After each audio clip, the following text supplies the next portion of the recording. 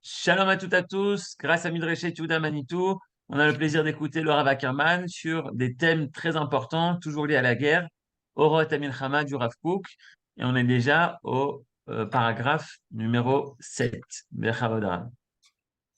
Toda Rabba, et aussi, bien sûr, merci aussi à Menachem Bregeger qui a fait cette traduction et édition du livre, Yishar Koach. Tov Beseder. Alors, bonsoir à tous et à toutes. Et on va commencer. Je vais tout de suite ouvrir le texte.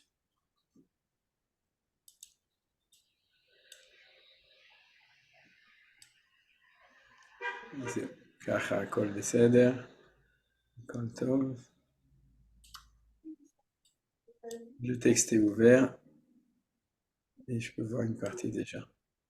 Alors, on va bien entendu, avant de commencer d'étudier, je vais le lire, mais c'est d'avoir Pashut Vebaro, que notre Limoud, tout ce qu'on étudie, c'est la Tzlacha, chez la Milchama, chez la Chayalim. Alors je vais le dire comme ça, le Nitzachon, Tzvaïnu, Tzva Yisrael, Neged Oivenu, Ol Shmira al Kol Chayalenu, Yirfuat HaNefesh Ufruat HaGuf, Shel Kol HaPtsuim, Kol HaNifgaim, Uvetocham, Yoël a demandé de prier pour Ilaï ben Shlomit, qu'elle connaît.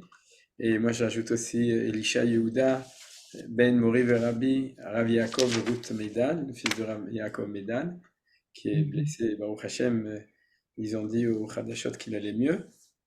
Et le Pidion Kol HaChatufim Vashouim Be'aza, ou le Shmira Aleim, Vel Nikmat Damam Shel Kol HaNirtzachim, que ce soit des Chayalim, que ce soit tous ceux qui ont été assassinés les premiers jours, les premiers jours de la guerre, Simchat Torah, et Bezrat Hashem Akadosh Baruch Hu Imkom Nikmat Damam, Veishlach Yeshua Gdola L'Am Israël, une grande réussite dans notre guerre contre nos ennemis, Bezrat Hashem. Tov, donc ça c'était l'ouverture, et on passe au 7e.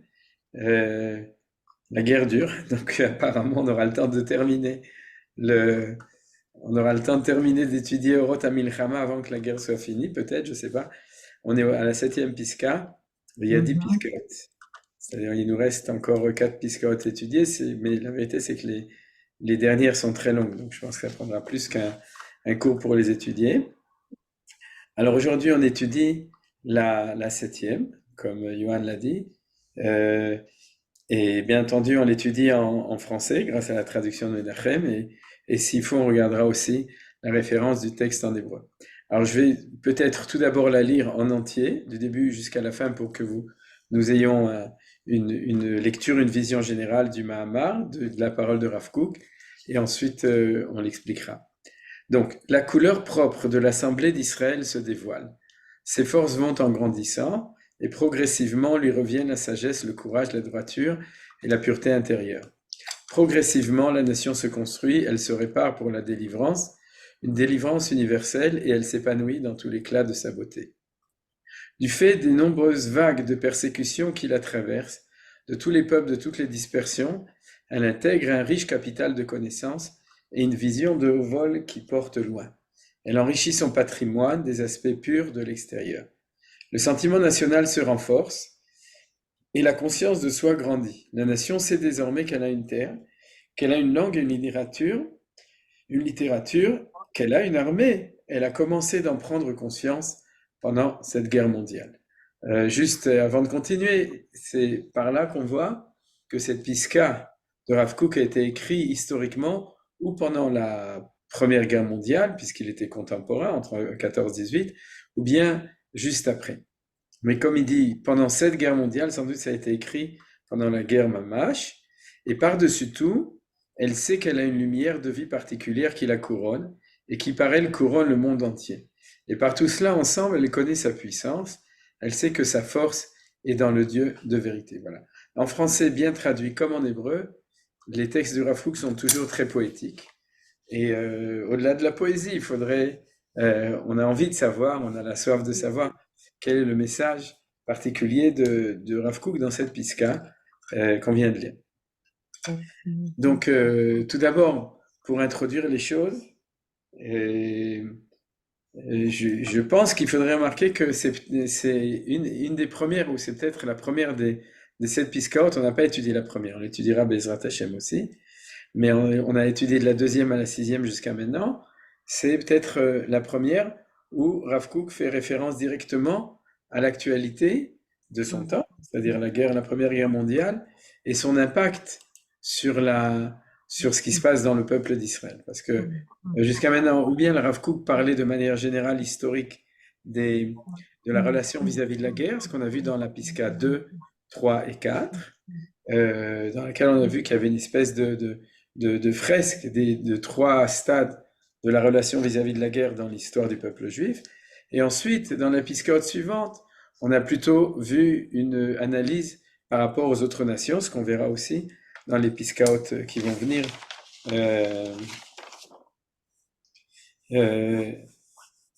Et c'est ce qu'on verra dans les Piscaot suivants. Donc aujourd'hui, on a dans cette étude quelque chose qui va nous concerner beaucoup plus directement, puisque le Rav Kook qui va parler de ce que fait la guerre et d'une relation générale par rapport à d'autres choses, mais pour le peuple juif. Et comme en ce moment, on n'est pas dans l'analyse de conflits internationaux, mais on est dans l'analyse, on vit, c'est-à-dire on n'analyse pas, on est en train de vivre une guerre spéciale du peuple juif contre nos ennemis. Donc cette pisca a d'autant plus d'importance. Alors je voudrais la lier avec... Herman, Oui. je reçois maintenant quelque chose. Il paraît qu'on a localisé les otages et ils sont en train de les libérer. Ils demandent de prier. Est-ce qu'on peut lire un Teilim? Bevadaï, bevadaï. Je vais prendre un sido. On en reçoit tous les jours on en reçoit tous Là, les c'est jours. un Khayal qui écrit. Ben oui, j'ai reçu la même chose hier. Et même la semaine dernière. Donc, on ne sait plus.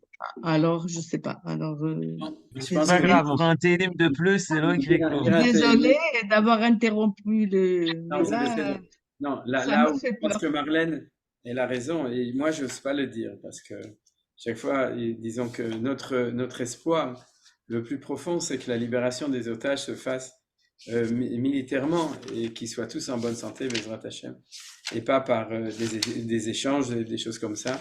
Et je pense que c'est vraiment la mégama, c'est-à-dire c'est la vision, et personne n'en parle au niveau militaire, mais à l'intérieur de nous, on a cet espoir. Et comme on sait qu'il y a eu tellement d'histoires autour de Shifa, voyez, et tout, c'est-à-dire c'est concentré dessus.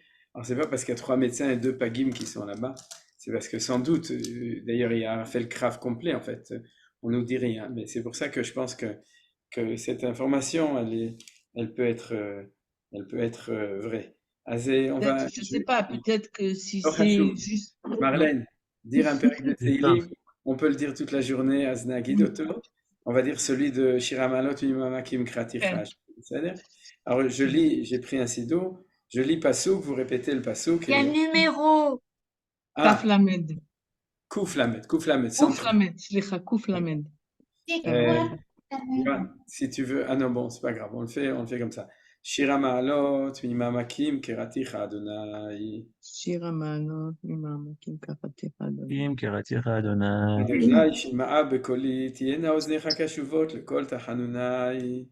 Adonai, Shima Bekoli, Tiena Kashuvot, Lekol Tachanunai. Ima Avonot, Ishmoria, Adonai, Mi Ya'amot. Ima Avonot, Ishmoria, Adonai, Mi Ya'amot.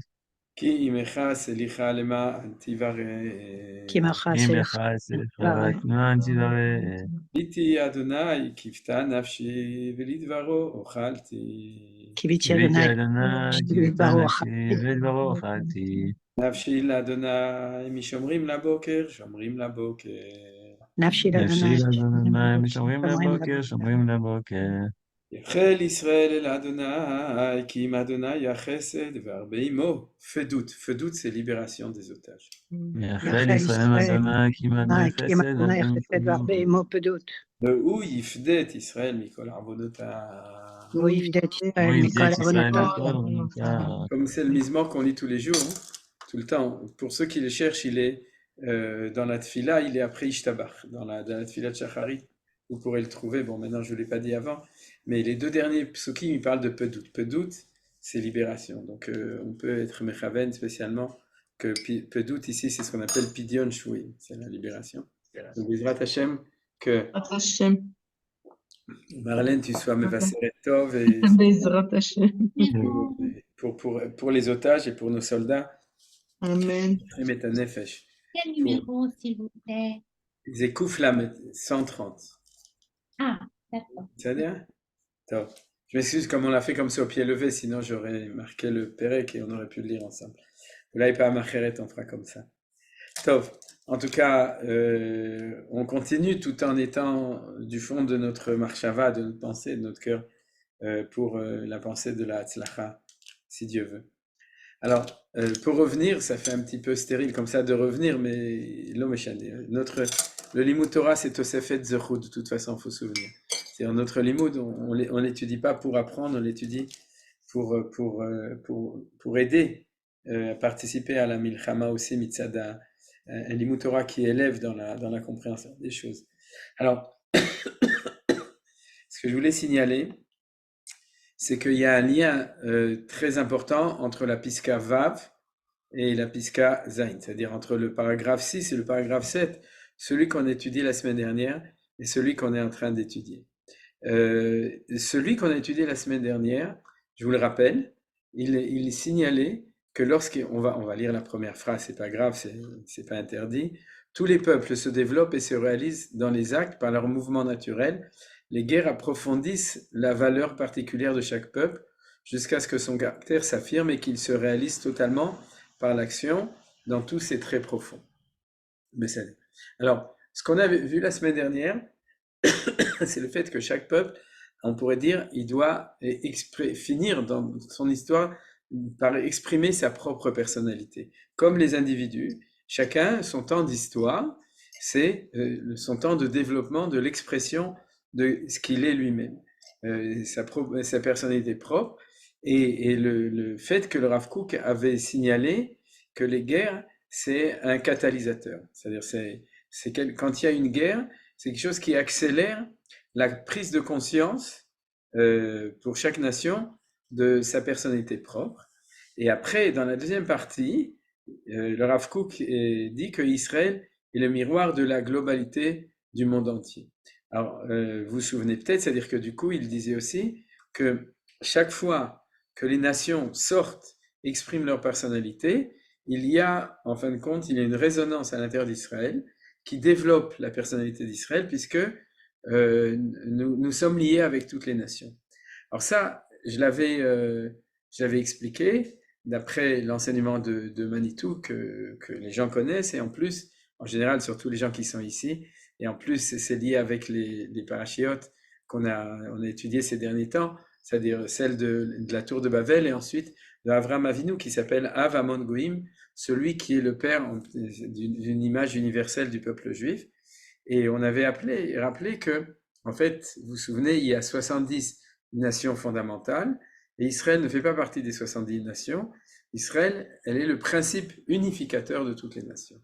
Alors, à partir de là, le Rav Kook va continuer dans ce passage-là en essayant de réfléchir, c'est-à-dire en exprimant du coup quelle est notre identité propre, l'identité propre du peuple d'Israël. Alors en fait, dans cette analyse, il va exprimer le fait on pourrait dire, il y a deux choses dans l'identité du peuple juif. Il y a une identité qui est la synthèse d'une identité universelle, on est la synthèse des 70 facettes identitaires, et qui font qu'on a une identité spécifique à nous qui est celle de l'unité de tous, comme Manitou parle de l'unité des valeurs, alors on peut aussi parler de l'unité de toutes les facettes humaines possibles, qui sont 70, bien entendu il y a beaucoup plus, quand on parle des nations, mais 70 nations fondamentales. D'un autre côté, il y a aussi l'identité propre du peuple juif. C'est-à-dire, il y a quelque chose qui est spécial au peuple juif, au-delà de tout ça. Alors, l'interrogation du Rav Kook, c'est comment est-ce que ces choses-là, elles s'articulent. Alors, c'est tout de suite la première phrase du Rav Kook ici, c'est-à-dire qu'il dit « La couleur propre de l'Assemblée d'Israël se dévoile ». Quand il se le dévoile, c'est qu'elle est en train de se dévoiler. Maintenant, comment elle est en train de se dévoiler? Elle est en train de se dévoiler par le retour à Tzion, la construction du peuple juif et de l'État juif en Eretz Israël. C'est quelque chose qui était en clandestinité pendant 2000 ans. Pendant 2000 ans, on n'avait pas, on avait une identité propre, mais elle n'était pas, on pourrait dire, exprimée. Parce que chacun, comme on le sait, on l'a appris plein de fois, chaque juif ou chaque communauté avait son image propre là où il était. Il y a un éclatement de tous, et de revenir en Eretz Israël, c'est de restituer notre personnalité. Je crois que c'est ça quelque chose qui est important dans cet enseignement. Bien entendu, on l'apprend dans le Rav Kook, on l'apprend aussi dans l'enseignement de Manitou. Mais c'est quoi le retour à Tzion? C'est quoi l'État d'Israël?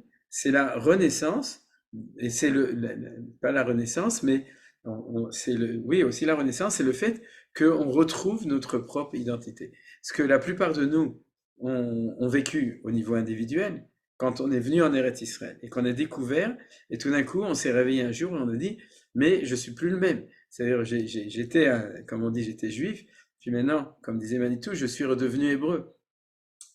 Mais on l'a pas senti parce qu'on l'a senti en nous individuellement, c'est parce qu'on a senti que c'est un phénomène général et qu'on est réintégré à ça. Alors c'est de ça que parle le Rav Kook dans cette piska. Bien entendu, on pourrait, elle n'est pas complètement liée à la guerre, si ce n'est la phrase directe qu'il va dire qu'on a lue dans le 3e petit paragraphe, mais elle est liée, c'est plutôt un passage qui nous parle du réveil de l'identité du peuple d'Israël. Alors ça, on l'a vu, que toutes les nations évoluent et révèlent leur identité, et la guerre accélère les choses. Et pour le Rav Kook, de ce point de vue-là, c'est ça qui est en train de se passer aussi pour le peuple d'Israël. C'est-à-dire que il pense que même pendant cette guerre, et on parle de la Première Guerre mondiale, c'est aussi quelque chose qui va accélérer la prise de conscience et l'élaboration de l'identité du peuple d'Israël. De même que dans la piska d'avant, le Rav Kook avait parlé de l'identité de toutes les nations, maintenant on parle de nous, c'est-à-dire on est en train de parler de notre identité à nous. Alors, ce que j'ai bien aimé, c'est que le Rav Kook il parle de couleurs propres. C'est-à-dire il aurait pu utiliser un autre mot, c'est-à-dire que la couleur propre de l'Assemblée d'Israël qui se dévoile. En ivrite, c'est le même mot, bien entendu. Mitgale bekneset Israël, tziva ha'atzmi. Atzeva, la couleur propre. Alors pourquoi est-ce que le Rav Kook parle de sa couleur? C'est parce que je pense qu'il parle de la couleur, on pourrait dire symboliquement, du drapeau. C'est-à-dire chaque nation a sans doute une couleur propre et elle exprime aussi par son drapeau. C'est-à-dire, par exemple, les Français, ils ont du rouge, il y a plein de drapeaux qui ont du rouge dedans. C'est qu'un sang impur abreuve nos sillons. C'est Édom. Édom qui a toujours le Adom, la couleur du sang dedans. Et dans le drapeau d'Israël, il n'y a pas. Il y a Kachol Velavan, il y a le bleu et le blanc. Et je pense que le Rav Kook, il pense à ça. C'est-à-dire que tout d'un coup, dès qu'on commence à construire notre État et notre nation, et qu'on vient en Eretz Israël, on est en train d'élaborer une couleur qui est spéciale. Alors, d'un autre côté, ça peut pas être une couleur parmi les autres couleurs, comme on a vu, puisque c'est quelque chose qui est tout à fait spécifique au peuple juif. Et à mon sens, on va le voir dans la suite du texte, il y a, comme je vous ai dit, ces dialectiques entre le fait qu'on est une nation qui est l'unification de toutes les valeurs, et d'un autre côté, on a aussi une identité propre à nous. Je voudrais vous proposer, de ce point de vue-là, que les deux couleurs du drapeau de l'État d'Israël, ça correspond à ça. Il n'y a pas beaucoup de drapeaux, j'ai vérifié cet après-midi, il n'y a pas beaucoup de drapeaux dans le monde qui sont sur un reka, sur une base complètement blanche. J'ai trouvé qu'il y avait le Japon et la Corée. Alors, ma Corée, je ne sais pas, je ne veux pas faire des pérouchim sur les autres. Ouais, le Japon, il a du rouge au milieu. Il a une grosse tache rouge au milieu, et la Corée aussi. Mais en gros, un thème comme ça, qui soit bleu sur fond blanc, c'est quelque chose qui est tout à fait spécial. Alors vous pouvez me dire, il y a d'autres drapeaux bleus et blancs, je sais, mais disons qu'il y a quand même quelque chose de spécial. Et je voudrais vous proposer le fait que le blanc le blanc du drapeau, c'est, je pense que vous savez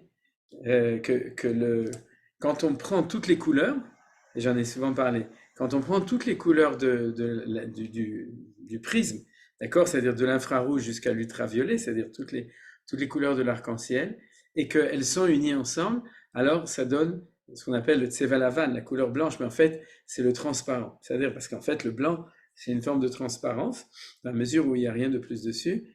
Et alors, du coup, c'est le fond, c'est cette idée que le peuple juif, c'est l'unité de toutes les valeurs qui sont autour.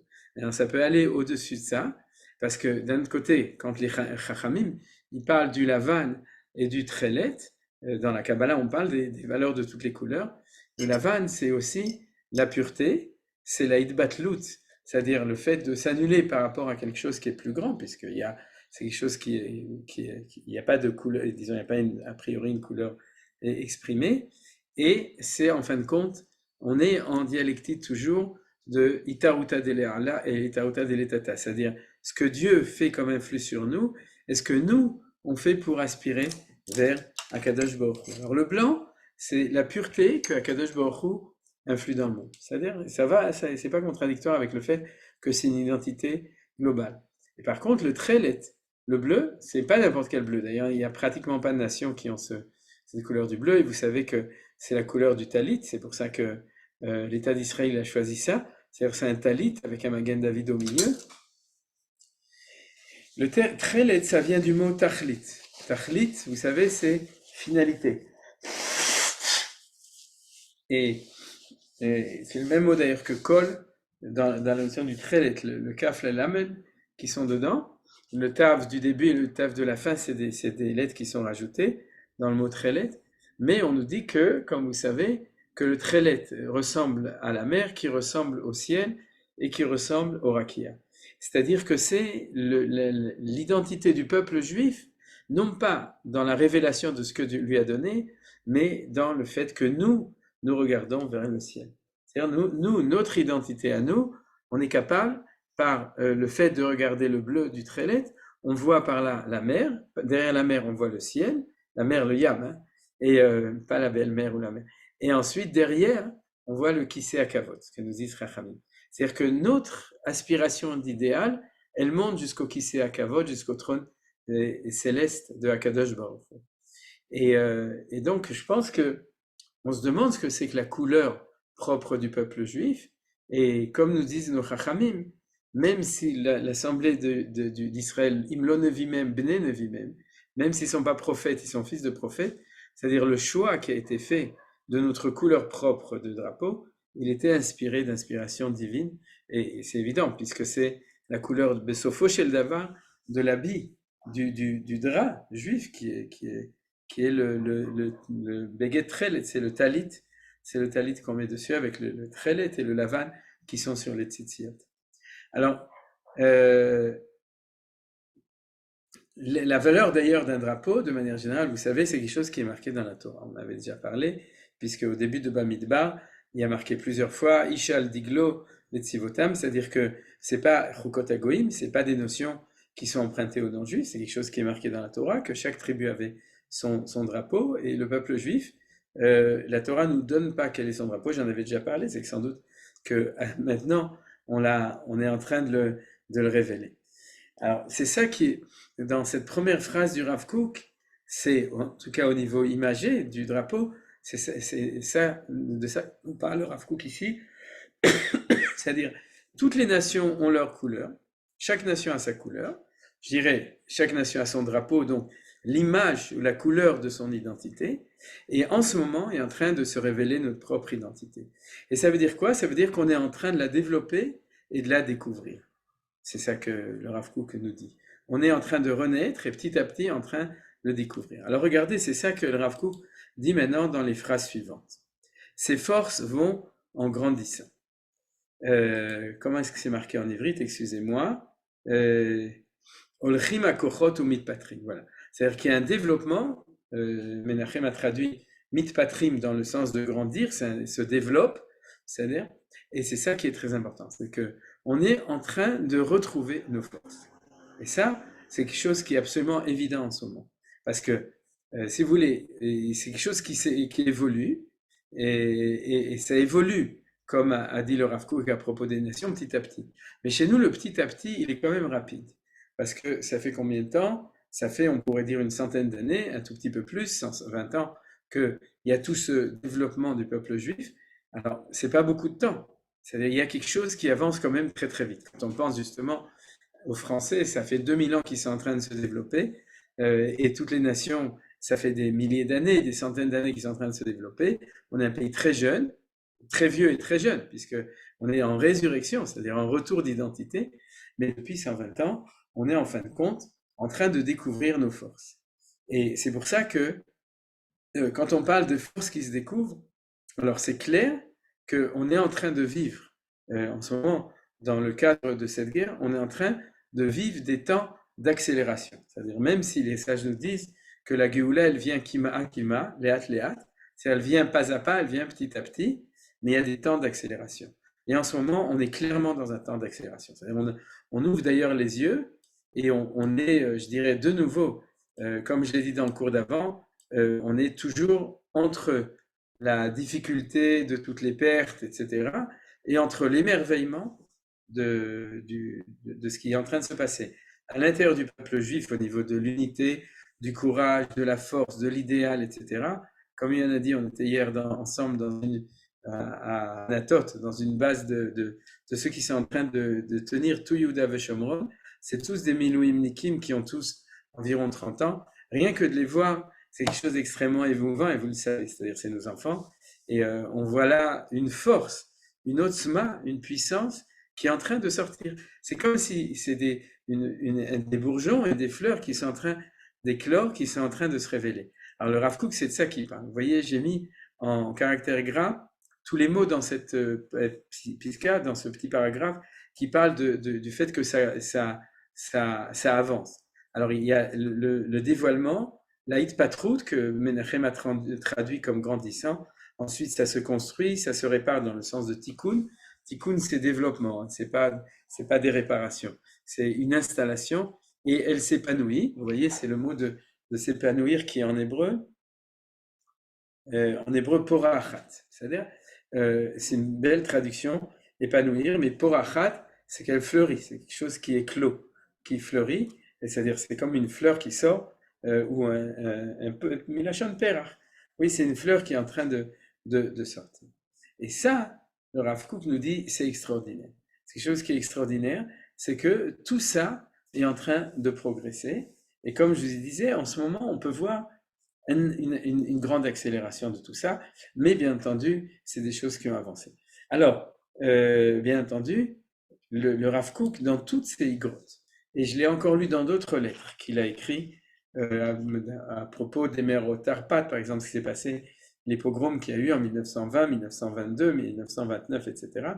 Le Rav Kook, de manière systématique, regarde la direction positive des choses. Je crois qu'il faut chaque fois insister dessus, et j'en parlais justement à propos de la tfila lundi, c'est-à-dire on est obligé d'avoir la sensibilité de s'identifier avec la souffrance de toutes les difficultés des chatoufim, des familles des chatoufim, des blessés, des familles de ceux qui sont morts au combat, etc.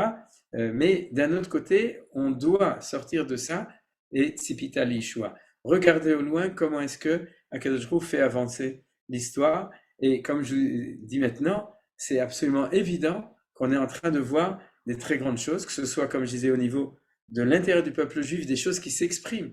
C'est un vrai épanouissement. C'est-à-dire, il y a le Shoresh Neshama, la racine de la Neshama de notre peuple et de nos soldats, qu'ils disent. Il y a des gens comme Alouf Brick, je ne sais pas si vous savez qui c'est celui qui parle tout le temps, vous avez entendu. Il a dit, toute mon analyse était juste, c'est ce que j'avais dit avant.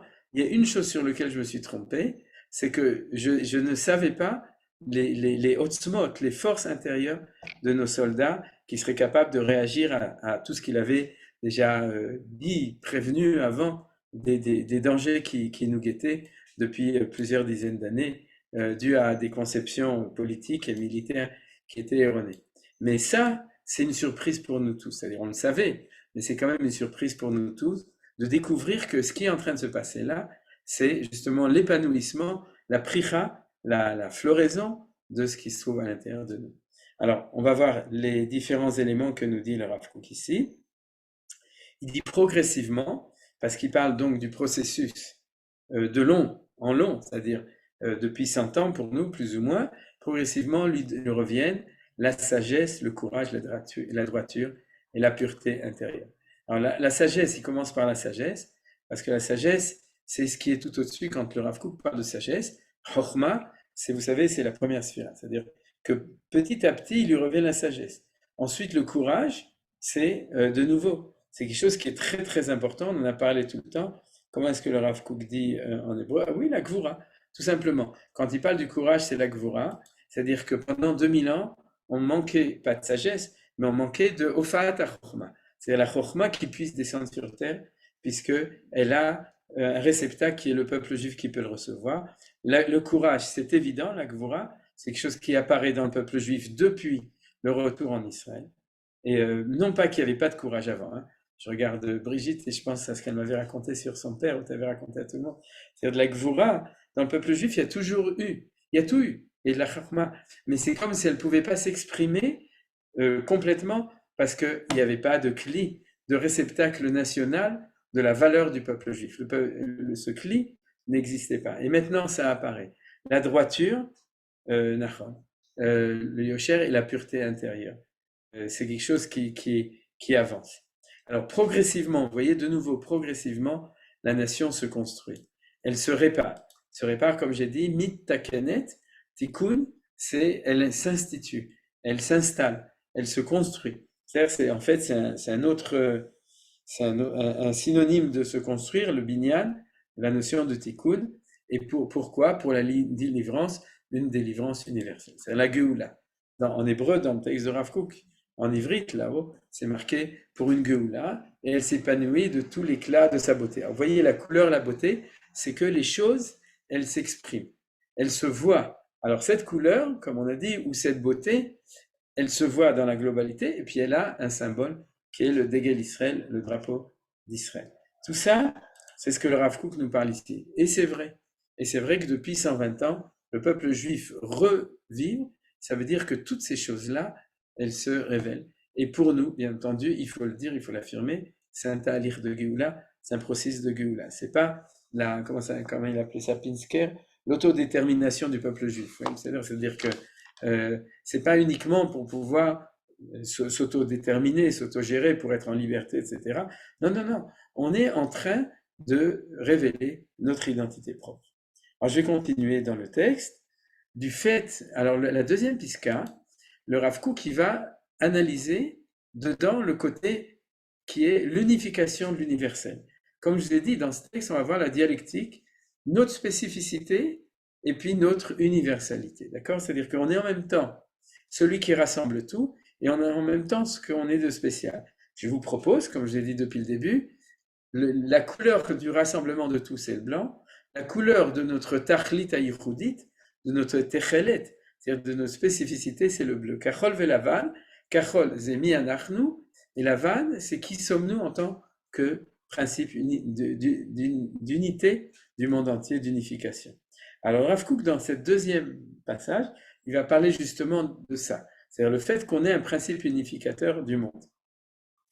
Du fait des nombreuses vagues des persécutions qui la traversent, de tous les peuples, de toutes les dispersions, d'accord? C'est-à-dire qu'en fin de compte, persécution, excusez-moi, je veux quand même vérifier, mitoch hamon galea tsarot, c'est-à-dire que tsarot, c'est les souffrances, c'est pas forcément les persécutions, mais je pense que c'est une bonne traduction, c'est-à-dire que la Rav Kook nous fait remarquer que nous passons dans le temps d'exil, maintenant en ce moment on a aussi des tsarot, c'est-à-dire mais c'est pas les tsarot qui sont le fait qu'on était au milieu de tous les peuples, de toutes les dispersions.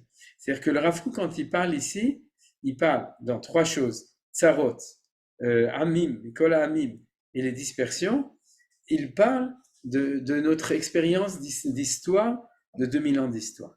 Et à quoi ça a servi? Alors là, le Rav Kook nous dit que c'est ça qui a servi à élaborer notre possibilité, quand on revient en Israël, de réintégrer toutes les valeurs du monde. Parce que, et c'est ce qu'on appelle dans la Kabbalah, l'ikuté nitzotzot. le fait qu'on rassemble les étincelles qui sont partout. Dans la Gemara, c'est marqué Batra lo galou Israël et la bishvil sheidvasvu lahem gerim, qu'on est parti en galoute pour ajouter des guéris. Et dans la Kabbalah, on appelle ça des étincelles. Et les concepts, c'est les mêmes. C'est que Abraham était en exil comme dit Manitou, dans une identité spécifique qui s'appelle Aram. En Babylone, on était en exil dans une identité spécifique qui s'appelle Babylone, qui était déjà plus large puisqu'il y avait 128 Mea Esrim Veshmone Medinot, 128 provinces dans l'empire de Babylone, comme c'est marqué dans Megillat Esther. Mais le dernier exil qui prépare à la dernière Géoula, c'est lorsqu'on a été éclaté dans toutes les nations du monde. Ouais, il y a même des Juifs à Wallis et Futuna, il paraît, ou en Papouasie et Nouvelle-Guinée orientale. Mais en tout cas, on a été dispersés, et notre prière, c'est Vekabetzenu Yachad, Me'arba Kanfot Haaretz La'artzenu, ce qu'on dit dans la Tfila, c'est-à-dire tu vas nous rassembler Yachad, regardez le mot est important, Yachad Me'arba Kanfot Haaretz, des quatre coins du monde, La'artzenu, dans notre terre. Et quand on est rassemblés, on construit le modèle du rassemblement de toutes les identités possibles, puisque chacun y ramène avec lui, au talon de ses souliers, il ramène la corrélation entre l'identité d'Israël et une certaine manière d'être homme dans le monde, les 70 nations. Et donc, nous dit le Rav Kook, c'est ça qui est positif dans ce qui nous est arrivé. Même s'il y a de nombreuses vagues de persécution, de tsarot, d'accord, de tous les peuples, comme on s'est marqué en ivrite, Mikol Agoï, Mikol Nefutzot. C'est-à-dire Nefutzot, c'est toutes les dispersions, mais dans le sens, c'est-à-dire Vafitzotim, je vais vraiment ce qu'on appelle la diaspora. Vous savez, c'est la diaspora, on a été complètement éclaté parmi toutes les nations. On était Bechol Agoïm dans toutes les nations. À ce moment-là, nous dit Rav Kook, ça a une valeur très importante. Parce qu'elle intègre un riche capital de connaissances et une vision de haut vol qui porte loin. Elle enrichit son patrimoine des aspects purs de l'extérieur. Alors ça, c'est un point très important. C'est-à-dire que Chochma Bagoim Ta'amid, la sagesse dans les nations, si on t'a dit qu'il y a de la sagesse, tu peux le croire. Des valeurs dans les nations, il y a des valeurs dans les nations. Et dans chaque chose, il y a du pur et de l'impur. Dans chaque chose, on sait, même à l'intérieur des valeurs du peuple juif, il faut faire toujours attention qu'il y a un côté pur, un côté impur, il faut faire un birou, c'est on fait un tri. Et si on ne fait pas de tri, alors on est dans la patrie. Mais en fait, non, on fait le tri. Et le Rav Kook insiste sur la valeur positive du fait qu'il y a des aspects purs de l'extérieur que nous ramenons. Alors ça, c'est la première construction d'identité du peuple juif, c'est le fait que quand on revient en Israël, on a un background, on a une base qui est celle de la capacité de créer l'unité de toutes les valeurs qu'il y a dans le monde. C'est de ça. Ouais. Pardon. Il me semble que tout ça, c'est lié à la dispersion, c'est-à-dire que partout où on était, on a ramené les nitzotzot de ce pays. Mais je ne vois pas en quoi la persécution, elle a aidé à ça. C'est difficile à dire. Du fait des persécutions, alors ça c'est... Bien, on va regarder en ivrite, comment est-ce qu'il a dit. Mitoch Amon Galit Sarot. Mitoch, il faut discuter avec Menachem. C'est-à-dire que Mitoch, c'est de l'intérieur. Alors en fait, c'est vrai que tu peux dire Mitoch, c'est du fait, c'est-à-dire que ça émerge de ça. Tu poses une bonne question. C'est-à-dire que, est-ce que les persécutions ont aidé à ça? C'est à réfléchir, je suis d'accord avec toi. Je peux proposer quelque chose? Oui, bien sûr. Les persécutions ont fait que les Juifs se sont baladés dans tout le monde. Ils ne sont pas restés quelque part. Alors c'est ça, alors on a appris de partout, on a appris des nitzotzot. Parce qu'on a dû partir chaque fois d'autre part. C'est une très bonne réponse. Excuse-moi, Menachem, j'ai étudié un cours, mais je me rappelle plus si c'était avec le professeur Beno Gross ou je me rappelle plus.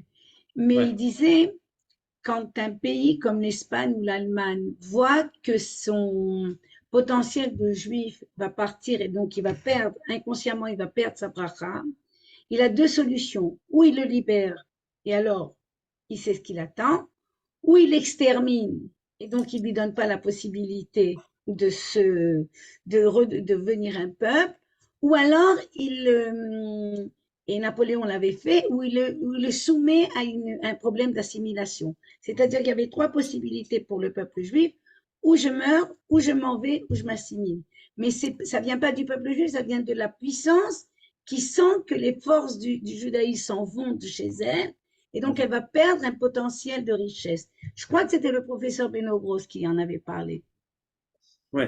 Donc, en fait, tu associes aussi le fait que les persécutions, elles sont liées avec cette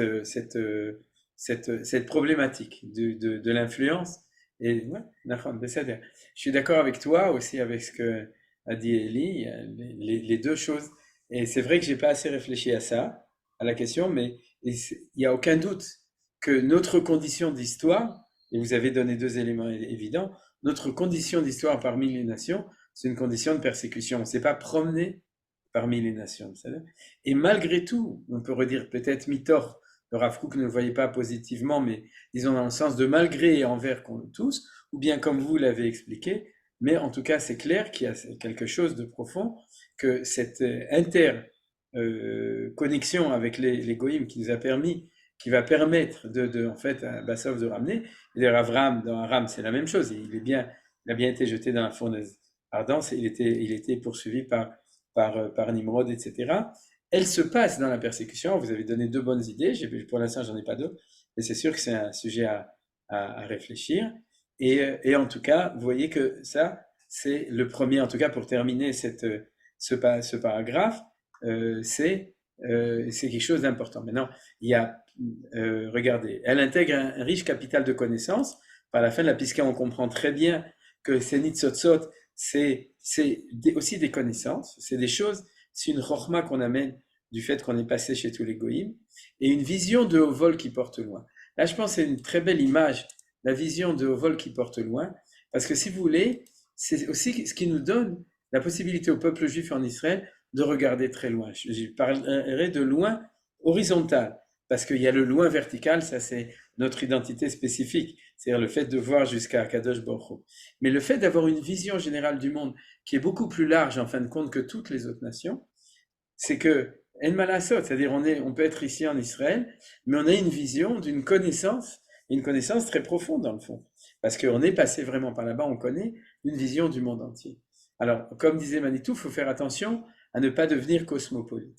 Les cosmopolites, c'est ceux qui prennent cette pisca, c'est-à-dire ce passage du Rav Kook, et qui les transforment en valeur absolue. C'est-à-dire, nous ne sommes que le rassemblement de toutes les valeurs universelles. Donc, en fin de compte, on n'est rien du tout à part ça. Mais le Rav Kook est d'accord qu'il y a non pas un cosmopolitisme, mais un universalisme. C'est-à-dire que notre identité, une des deux valeurs, c'est cette identité de rassemblement de toutes les valeurs. Et qui s'exprime quand on est rassemblé. C'est ce que j'ai dit avec Kabetzenu, Yachad. Alors, je ne sais pas si dans tous les textes Ashkenaz Farad on dit Kabetzenu Yachad, mais Arba Kanfot Ares Lartzenu. C'est-à-dire que le Yachad, ce qu'on est en train de vivre, vous voyez, tout le temps, on parle de Kulanu Biyachad, etc.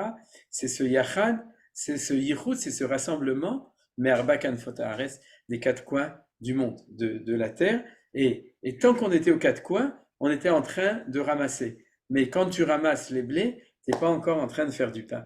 C'est-à-dire que tu n'es pas encore en train de sortir une belle halat Shabbat. Alors que, par contre, dans le kibbutz biyachad, à ce moment-là, tu crées, et on est en train de le créer, cette identité spécifique. Alors, dans la pisca suivante, le Rav Kook, il va revenir à notre spécificité. De nouveau, dans l'image que je vous ai dans le cours, cette pisca, c'est le blanc du drapeau, et maintenant on passe au bleu du drapeau, au trélet, d'accord, au bleu azur du drapeau. Et c'est le sentiment national. Le sentiment national, c'est quelque chose qui est très important, c'est la droite. On pourrait dire la pisca d'avant, c'est la gauche, c'est celle qui est intéressée à voir la vision de notre connexion avec toutes les nations. Et cette pisca, c'est celle de la droite, c'est-à-dire notre spécificité, notre yichudiyut, le fait que nous sommes différents de toutes les nations. Et on sait que l'yichud, la vraie unité, c'est d'avoir Yamin Vesmol, d'avoir Yamin Vesmol Tifrotzi, d'avoir en même temps la droite et en même temps la gauche. Alors le sentiment national se renforce et la conscience de soi grandit. C'est-à-dire, et ça c'est quelque chose qui est très important.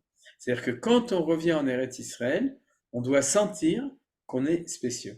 On n'est pas comme toutes les autres nations, on est Am Israël spécial, on est différent de tout le monde.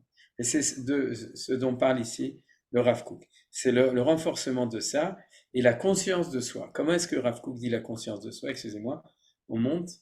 Akarat atzmuta mitgadele. D'accord? Kinan, je suis désolé, en hébreu c'est toujours plus beau. Kinat am et akarat atzmuta. Kinat am, c'est plus fort qu'un sentiment national, excusez-moi Menachem, mais kina, c'est une jalousie. C'est-à-dire que on a une kina, kano kineti, comme dit Eliyahu Navi, kano kineti l'Hashem Elokei Israël. C'est-à-dire la kina, c'est une jalousie de se battre pour récupérer quelque chose. Et c'est ça que dit le Rav Kook. Quand on revient en Eretz Israël, on a une kinat am. On veut vraiment redevenir et se battre pour redevenir un âme. Et en plus, la conscience de soi, de nouveau, excusez-moi, je reviens ici, pour voir Akarat Atzmuta. Dans le mot de Atzmut, il y a quelque chose de plus que de soi, parce que la Atzmut, c'est être vraiment soi-même. C'est toujours la même racine que Atzmaut, vous vous souvenez? C'est-à-dire que être Atzmaï, être indépendant, c'est l'Achzor, Etzem et l'Atzmut. C'est-à-dire que notre identité revienne à elle-même véritablement. Et c'est ce que nous dit le Rav Kook. On est en train de se réveiller pour devenir nous-mêmes mamash. C'est-à-dire, et à ce moment-là, le Rav Kook nous donne des exemples. Il dit, la nation, c'est désormais, et n'oubliez pas qu'on est avant les Tekuma de Médina Israël, c'est-à-dire on n'est pas en 48, on est en 14-18, ouais, et le Rav Kook sait déjà, il voit déjà, parce qu'il en fait partie, que déjà en 14-18, on a un réveil de tout ça, et on prend conscience. Combien de Juifs n'ont même pas encore conscience qu'on a une terre? Bon, en ce moment, avec le temps, ça arrive de plus en plus. Mais on a une terre qui est à nous, qu'on n'est pas cosmopolite, qu'on n'est pas fait pour vivre partout, mais on a une terre à nous. Nous dit le Rav Kook, ça existe maintenant, ça a commencé. Qu'elle a une langue. Vous vous souvenez, Techiyat Safa, la résurrection de la langue hébraïque qui était déjà de 100 ans. Et une littérature aussi. Pour le Rav Kook, c'est très important. C'est-à-dire que c'est une expression de notre vie, être capable d'en parler, de l'écrire. Aujourd'hui, on dirait de faire des films. Aujourd'hui, par exemple, tous les petits films qu'on voit, c'est aussi une littérature. C'est-à-dire tout ce qu'on voit. C'est l'expression de notre vivacité. Et pour terminer ça, le Rav Kook, et c'est pour ça que ça se trouve dans Orot HaMilchama, il nous parle du fait qu'on a une armée, c'est-à-dire, et elle a commencé à en prendre conscience pendant cette guerre mondiale. Alors ça, c'est un épisode très intéressant, c'est que depuis Bar Korba, on n'avait plus d'armée. C'est vrai qu'il y avait eu des paroles dessus, il y avait des projets, mais ça n'a jamais été mis véritablement en œuvre. Par exemple, le Gaon de Vilna, dans le Kol HaTor, il parle du fait que le retour en Israël, c'est aussi de monter des forces indépendantes de défense. Mais vous comprenez que ça, c'est quelque chose qui est c'est énorme. D'accord? C'est-à-dire qu'aujourd'hui, c'est notre armée, Baruch Hashem, c'est Tzva Hagana l'Israël, qui est extraordinaire. Mais comment est-ce que ça a commencé? Quand ça a commencé? C'est le fait d'exprimer que nous sommes indépendants, c'est le fait qu'on est capable de se battre pour nous-mêmes. Et la première fois historiquement, c'est ce qu'on appelle Gdoud Apredot, là, en français et en anglais, Zion Mule Corps. Vous savez ce que c'est? Ça s'appelait aussi ZMC. C'est en français, je ne sais même pas comment ça s'appelle, mais c'était une petite unité, un gdoud La brigade juive. Oui, mais la brigade juive de la première guerre. La brigade juive, c'était la deuxième guerre mondiale. Dans la première guerre mondiale, en fait, ce qui s'est passé, c'est que ça a commencé avec Jabotinsky, qui dès le début de la guerre a dit il faut qu'on monte une unité militaire juive du côté des Anglais pour se battre contre les Turcs, parce que les Anglais vont gagner et on doit aussi construire une brigade. Voilà, c'était une brigade. Et alors cette brigade, les Anglais n'ont pas été d'accord, non seulement au début qu'on se batte en Israël, mais ils n'ont même pas été d'accord qu'on soit des combattants. Sans doute qu'ils disaient les Juifs, ils peuvent pas être combattants. Alors ils nous ont donné une brigade de mules. qui faisaient les mulets, vous savez, des hamar, des ânes qui transportaient. On était des jobnikim, c'est-à-dire ils nous ont permis d'avoir des camions pour transporter les munitions, mais ils ne nous permettaient pas d'être... Mais malgré tout, historiquement, elle était montée en 1916. Chez les Anglais, on s'est battu en Turquie, et le Mefaked était anglais, et le Sgan Mefaked, c'était Trompeldor. Je ne sais pas si vous savez. Trompeldor lui-même, et j'ai pas mis une photo là, mais c'était lui qui a dirigé ça, et leur vision de Trompeldor, de Jabotinsky était très claire. Il faut que le peuple juif montre qu'il est capable aussi de monter, et c'était la première unité historiquement qui était une unité. Alors ça a bien fini, parce que cette unité, elle était démantelée, mais ça a fait la preuve que les Juifs étaient capables. Et après, quand les Anglais ont conquis Israël, c'est-à-dire dans les années 1917-1918, il y a eu en fin de compte 3 unités de Kalaïm. Kalaïm, c'est des tireurs qui étaient juifs et qui ont combattu ici. C'est-à-dire qu'il y a eu véritablement petit à petit la construction de forces militaires juives qui, dans la vision de tous ces grands visionnaires, c'est elle qui va amener à la création de ensuite justement la brigade juive et puis ensuite de la Haganah, du Hetzel, du Lechi et ensuite Baruch Hashem de Tzva Haganah d'Israël. Et le Rav Kook le dit. Le Rav Kook, il dit qu'elle a une armée, elle a commencé à en prendre conscience. Il fait allusion à ça. Alors regardez, j'ai pris une petite photo. J'ai pris dans le truc. Voilà, ça c'est la photo de l'unité des prédotes. Vous voyez, c'est comment ça s'appelle ça, les uniformes de la Première Guerre mondiale de 14-18. C'est moi mon collant, c'est celle que je préfère. Mais en tout cas, ici vous voyez, on a ça. On a donc le fait que historiquement, le Rav Kook signale. Alors c'est toujours léat. C'est-à-dire ça commence tout doucement. Mais la grandeur du Rav Kook, c'est de voir dans ces premières choses le développement. Et vous voyez que le Rav Kook, il avait raison. Les gens en 14-18, ils pleuraient les morts, ils pleuraient les catastrophes, ils pleuraient la destruction de toute l'Europe. Et le Rav Kook, bien entendu, le voyait, mais il a dit ce qu'on a vu la semaine dernière, Imraïta umod midgarot bozo tzfelo. Si tu vois que les nations se battent, alors ouvre tes yeux et regarde qu'est-ce que cette chose-là fait pour nous amener vers les temps messianiques, c'est-à-dire pour faire le développement, en fin de compte, de notre processus de Géoula et notre processus de prise de conscience de ce que nous sommes. C'est-à-dire, on devient nous-mêmes, ce qu'on appelle la Atzmiout et la Atzmaout, en fin de compte. C'est-à-dire, c'est le mot qui revient dans le Rav Kook plusieurs fois. Regardez ici, justement, il le dit ici, Tziva Atzmi, c'est-à-dire sa couleur propre, c'est-à-dire que c'est le mot de Atzmi, de Etzem de soi-même, et ici aussi, il nous le dit, Akarat Atzmuta. Et je crois qu'il le dit encore une fois après, mais je ne suis pas sûr. C'est-à-dire que c'est le fait de redevenir soi-même.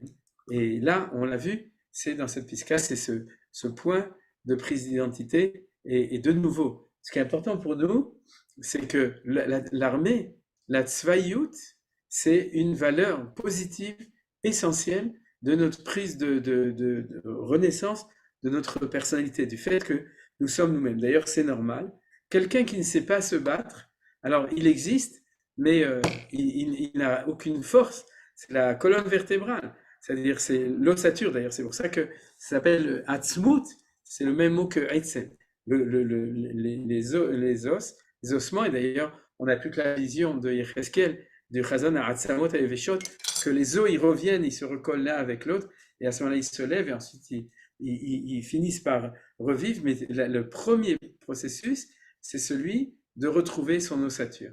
Et son ossature, c'est être atzmo, et être atzmo, c'est être debout, et être debout, c'est avoir aussi une armée qui fait que on est capable de combattre nos ennemis. C'est ce que nous dit le Rav Kook ici. Et aujourd'hui, Baruch Hashem Chasdei Hashem, on a une puissance de atzmut, de atzmiout, qui est notre armée avec tout ce qu'elle est en train de faire. Alors je vais terminer. Et par-dessus tout, elle sait qu'elle a une lumière de vie particulière qui la couronne et qui par elle couronne le monde entier. Alors ça, ce point-là, c'est notre atzmut. C'est-à-dire que, et en fin de compte, il y a 3 points. Premier point, le blanc de notre drapeau, c'est-à-dire c'est notre capacité de réunir toutes les valeurs du monde. Deuxième point, le bleu de notre drapeau, c'est le fait que nous avons une identité spécifique. Et puis le troisième point, je le dirais, j'avais pas prévu, mais c'est le fait que le bleu de notre drapeau, c'est un Magen David. C'est pas n'importe quoi. C'est-à-dire, c'est que, en fin de compte, notre identité à nous, quand elle est vraiment intégrée, on s'arrête pas à la langue, on s'arrête pas à la culture, à la littérature, on s'arrête pas à la terre, on s'arrête pas à l'armée. On sait que derrière tout ça, il y a, comme je vous ai dit, cette couleur, elle a Magia Atkisei Kavod. Elle monte jusqu'au trône céleste de Akadosh Baruch Hu. Et c'est ce qui nous dit. Ce qu'on est en train de faire en ce moment, et comme je vous ai dit, en accélération en ce moment, pendant qu'on est en train de faire la guerre, c'est que chaque fois, on est en train, avec toutes les déboires, les erreurs, les détournements et les moments où on se plante un petit peu, c'est-à-dire, on fait en tant que nation, c'est-à-dire, il y a un travail qui se fait de découvrir qui nous sommes. C'est-à-dire, la Hatzmaout, c'est la Hatzmiout. Niata, qui tu es le peuple juif, et nous dit le Rav Kook, au-delà de cette construction matérielle, la langue, le pays, l'armée, etc., il y a ce qui est au-dessus. Et ce qui est au-dessus, c'est que nous sommes le peuple avec une lumière Or Chaim particulière, qui est celle du Or Haeloki. Alors regardez, je crois qu'on n'a pas le choix, il faut le voir en ivri, c'est tellement beau. Valkula Yodaati Sheshla Or Chaim Yuchadim. On a une lumière de vie spéciale, et c'est quoi? C'est le Or Eloki, l'Or Ensof, c'est la lumière de Akadosh Baruch Hu. Chaque nation a sa lumière, mais nous, c'est la lumière à Or Eloki. Alors je vous dirais que ça, le Rav Kook, il a parlé de beauté, il a parlé de couleur, et maintenant il parle de lumière. Parce que notre couleur à nous, c'est le Or HaChaim Eloki. C'est notre couleur, c'est la lumière du Or Eloki, de la lumière de Akadosh Baruch Hu qui nous éclaire. C'est-à-dire, au niveau Kabbalah, le Or Lavan, justement, comme on dit, c'est celui qui est l'unité de tout, il devient transparent, et ça fait allusion au fait qu'avant qu'on ait fauté dans le Gan Eden, alors on disait que on était recouvert de kotnot or. C'est-à-dire notre apparence extérieure, notre drapeau, notre apparence, c'était de la lumière. Ça veut dire quoi? C'est transparent au Or Ensof, à la lumière infinie. Et c'est pour ça que le Rav Kook appelle ça une couronne. Vous voyez, Me'atrim ota ou Me'atrim et Olam kulo al yada. C'est-à-dire que cette notion qui est traduite par couronne, de manière exacte, c'est aussi dans la Kabbalah. C'est-à-dire que si vous voulez, toutes les nations sont là, et puis toutes les nations, pour les unifier, il faut une couronne. La couronne, c'est le principe supérieur qui unifie tout. C'est pour ça qu'un roi a toujours une couronne. Parce que la couronne, c'est de dire, moi, je suis la nation, et la couronne, c'est ce qui, d'ailleurs elle est ronde, c'est ce qui unifie tout. C'est le rationnel. Seulement, le rationnel qui unifie tout, c'est le rationnel de Am Israël, c'est le Keter. Keter Itenucha, c'est le fait que nous réunifions tout par la valeur la plus haute, la plus grande, Atara. Atara, Keter, c'est à ce niveau-là. Et pas seulement pour nous, d'accord, qui la couronne, et qui par elle couronne le monde entier. C'est ça qu'on voit, et on le verra aussi dans l'épiscope d'après, c'est qu'on ne peut pas s'arrêter là où on est. On ne peut pas s'arrêter au fait de construire un beau pays avec Startup Nation, et avec une belle langue, avec une belle économie, etc. On sait, et le peuple juif en ce moment, il le sait de plus en plus, qu'on est en chemin pour être la couronne des nations. La couronne du monde et la couronne des nations. Et on termine, et par cela, tout cela ensemble, elle connaît sa puissance. C'est-à-dire, il y a une conscience qu'on sait qu'on est puissant. C'est-à-dire, on est un petit peuple, on est 7 millions, 8 millions, Anilod et Akama, on dit que 7 millions de juifs en Eretz Israël, Baruch Hashem, mais on n'est pas un grand peuple parmi toutes les nations du monde, mais on est très puissant. Et le monde le sait de plus en plus qu'on est très puissant. Parce que derrière des kelim, meshutafim, avec tout le monde, tout ce qui est commun avec tout le monde, la langue, la terre, l'armée, etc., derrière cela, on a la segoula du peuple juif, on a la spécificité, cette couronne qui est, et ça c'est notre puissance, elle sait que sa force est dans le Dieu de vérité. Alors voilà, on est dans la puissance, on est dans la force, Hashem oz la moïted, Hashem yivarech et amo bashem, c'est-à-dire tenu oz elokim, on est dans cette puissance, et bien entendu, les moments de guerre, c'est le moment où l'expression de la quintessence de la puissance, il s'exprime. Et dans cette puissance, et on travaille en ce moment, et en grand travail, c'est l'émergence de notre teva, de notre nature, de notre spécificité comme on l'a vu, qui est double ou triple, c'est-à-dire d'universalisme et de spécial et de Kesher les Loka et de notre Sgoula spécial. Et donc, si Dieu veut, Bezrat Hashem, Niskelirot, l'aura qui est à pas seulement les niveaux plus bas de notre identité qui est en train de renaître, mais jusqu'aux niveaux les plus hauts, comme on a vu de Atara et de Keter. Et je voudrais terminer par un seul mot, je vois que je suis à l'heure, Baruch Hashem, par un seul mot, c'est que vous, je ne sais pas si vous vous rendez compte, c'est que le Rav Kook, il a parlé du drapeau, du Tseva, et que ces derniers temps, et en fait, il y a quelque chose d'incroyable dans la renaissance de la fierté du drapeau. Alors ça a commencé par des milchamot, ouais, c'est-à-dire c'est nous le drapeau ou c'est nous le drapeau, chacun il se promenait avec le drapeau, et aujourd'hui c'est devenu quelque chose qu'on n'a jamais vu. Je pense qu'on n'a jamais vu dans l'histoire du peuple juif une telle fierté, on pourrait dire, du fait qu'on a un tseva atzmi, qu'on a une couleur spéciale et qu'on a un drapeau spécial qui, Chasdei Hashem, représente notre identité, Iratson Bezrat Hashem, que ça se dévoile de plus en plus et qu'on voit une Geoula Shlema. Et bonjour aux enfants. Amen, amen. C'est Yofi. Vous voulez poser des questions ou faire des remarques? Moi, je voulais poser une question. Je voudrais savoir, est-ce qu'il y a un rapport entre le Trélet, enfin le Tachlit, le fait que l'hymne national soit la Tikva, et ce qu'on appelle le Brit à Yehoud, par opposition au Brit à Goral, je crois que c'est Soloveitchik qui disait ça. C'est possible, oui. Voilà. Est-ce que c'est pas pour souligner la nécessaire dynamique que le peuple juif doit avoir?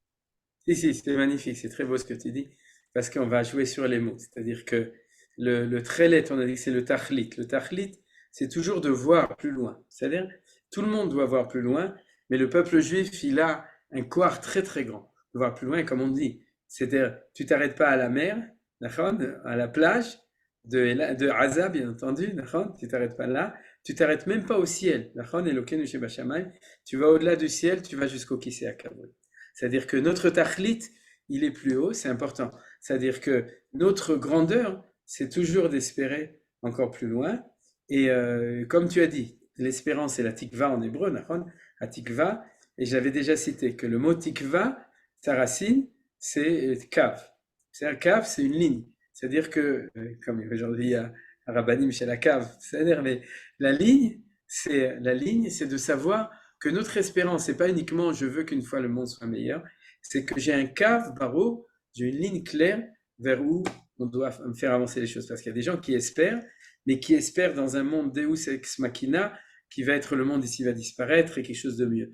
Non, nous on a un chemin, on a une ligne, d'accord? C'est-à-dire c'est ça là, cette notion extraordinaire de Tikva, Tikvat Rutashani, ce qu'on voit dans le livre de Yoshua, et c'est le deuxième mot. Donc ça va en même temps avec le Trélet, avec la notion du Tachlit, et le troisième c'est Yehoud, Vezéotodava. C'est-à-dire Hashem imloch leolam va'ed, ou Bitrou Hashem adead.